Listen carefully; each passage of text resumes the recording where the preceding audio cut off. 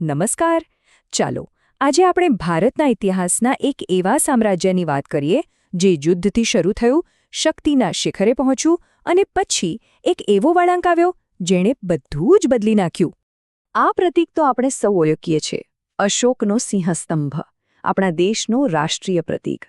પણ શું આપણે એ જાણીએ છીએ કે આ શાંતિના પ્રતીક પાછળ એક ભીષણ યુદ્ધ અને એક સમ્રાટના હૃદય પરિવર્તનની આખી કહાણી છુપાયેલી છે? ચાલો આજે એ જ કહાણીને ઊંડાણપૂર્વક સમજીએ.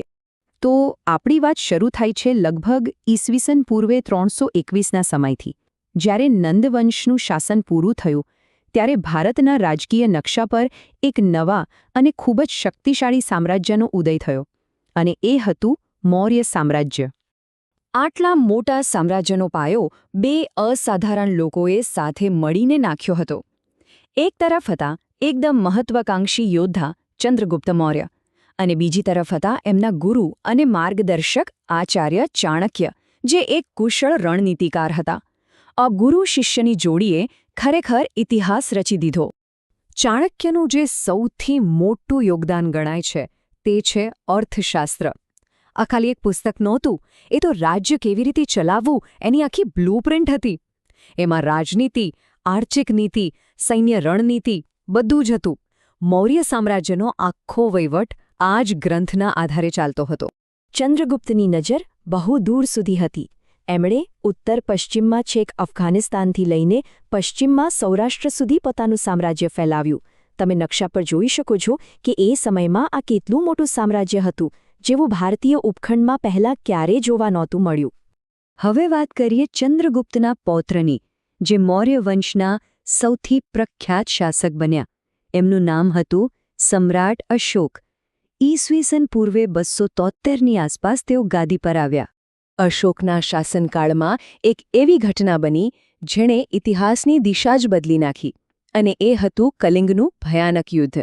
અશોકે કલિંગ પર આક્રમણ કર્યું અને જીત્યા પણ ખરા, પણ એ જીતની કિંમત બહુ મોટી હતી.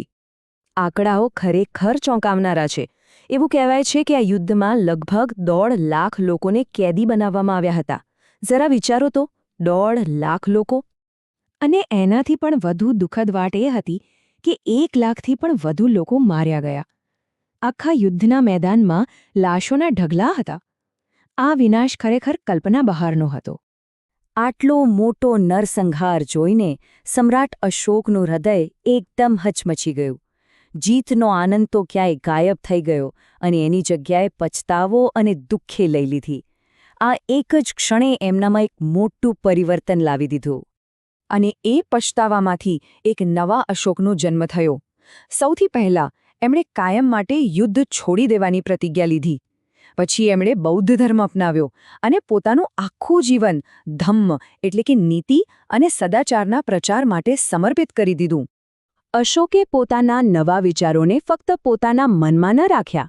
એમણે આખા સામ્રાજ્યમાં મોટા મોટા પથ્થરો અને સ્તંભો પર પોતાના આદેશો કોતરાવ્યા, જેમાં અહિંસા, માતા પિતાનું સન્માન, સત્ય, દયા અને પશુબલિ પર પ્રતિબંધ જેવી વાતો હતી.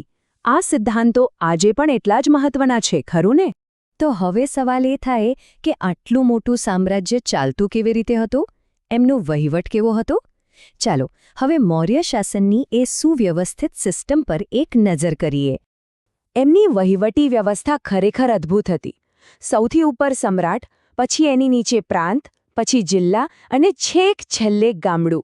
દરેક સ્તર પર અલગ અલગ અધિકારીઓ હતા જે બધું સંભાળતા હતા. આજના આધુનિક વહીવટી તંત્ર જેવું જ લાગે, નહીં?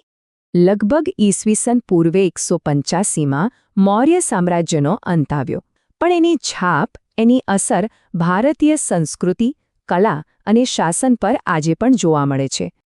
ચાલો આખી સફરને એકવાર ફરીથી યાદ કરી લઈએ.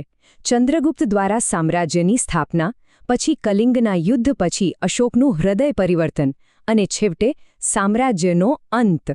આ એક ટૂંકી પણ મહત્વની સમયરેખા છે. અને આપણે જ્યાંથી શરૂઆત કરી હતી ત્યાં જ પાછા આવીએ. આ એ જ સિંહસ્તંભ છે જેને 1950માં આઝાદ ભારતે ગર્વભેર પોતાના રાષ્ટ્રીય પ્રતીક તરીકે અપનાવ્યો.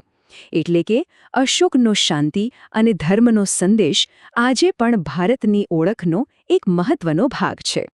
તો અંતમાં એક વિચારવા જેવો સવાલ, અશોકની આખી કહાણી આપણને શું શીખવે છે? શું એ નથી બતાવતું કે સાચી શક્તિ તલવાર ચલાવવામાં નથી, પણ લોકોના દિલ જીતવામાં છે? નેતૃત્વનો આ પાઠ આજે પણ એટલો જ મહત્વપૂર્ણ છે. આ વિચાર સાથે જ આજની વાત અહીં પૂરી કરીએ.